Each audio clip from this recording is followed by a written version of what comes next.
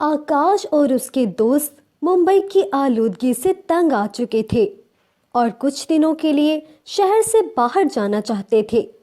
सबने मिलकर फैसला किया कि वो दिल्ली जाएंगे।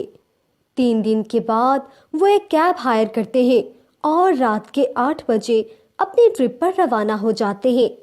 आकाश और उसके दोस्तों ने जो टैक्सी मंगवाई थी उसका ड्राइवर बहुत खुश मिजाज था। कुछ ही देर में वो सभी उसके साथ घुल मिल गए। उन्हें घर से निकले हुए तकरीबन 4 घंटे हो चुके थे। रात के 12 बज रहे थे। आसमान पर गहरा अंधेरा था। अचानक गाड़ी में बैठे सभी लोगों को सड़क के सामने एक घनी धुंध की चादर नजर आती है। धुंध इतनी घनी थी कि उसके आगे सड़क बिल्कुल दिखाई नहीं दे रही थी। आकाश ने नोट किया कि उनका ड्राइवर, जो पहले बहुत खुश था, अचानक बिल्कुल चुप हो गया है। ऐसा लग रहा था जैसे उसके चेहरे का रंग ही उड़ गया हो। आकाश को लगा कि शायद ड्राइवर धुंध में गाड़ी चलाने से घबरा रहा है। उसने ड्राइवर के कंधे पर हाथ रखा और कहा, भैया टेंशन मत लो, आहिस्ता गाड़ी चलाते हुए धुंध से निकल जाना।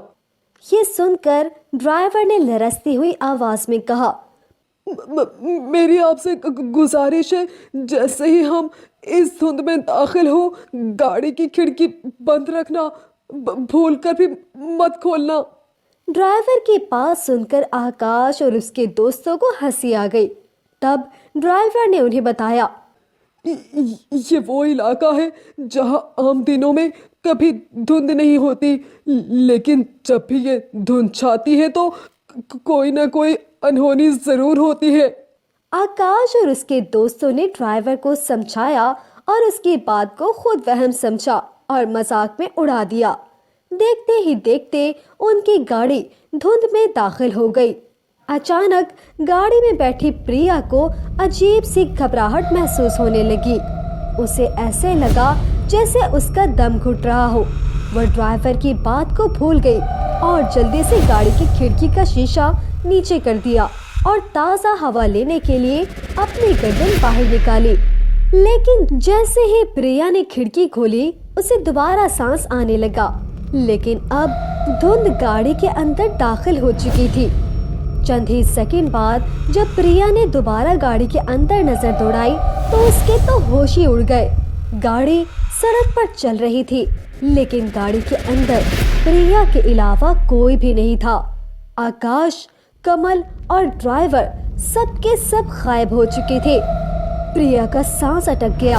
उसने गाड़ी का दरवाजा खोलकर बाहर निकलने की कोशिश की, लेकिन दरवाजा अंदर से लॉक था और खुल नहीं रहा था। प्रिया जोर जोर से चीखने लगी। तभी अचानक गाड़ी खुद ही रुक गई।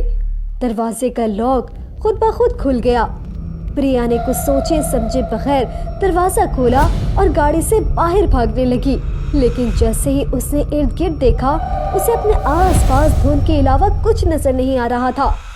प्रिया मदद के लिए चीखने लगी, कोई है, कोई है, कोई मेरी मदद करे, कोई है, कोई है, कोई मेरी मदद करे। इससे पहले कि प्रिया कुछ समझ पाती, उसे महसूस हुआ कि जैसे उसके पीछे कोई खड़ा है। प्रिया इतना डर चुकी थी कि उसने पीछे मुड़कर देखने की भी हिम्मत नहीं थी। लेकिन जब उसने हिम्मत करके पीछे देखा तो उसकी रूह कांप उठी। उसके पीछे एक औरत खड़ी थी जिसका चेहरा जला हुआ था। प्रिया खौफ के मारे कांपने लगी।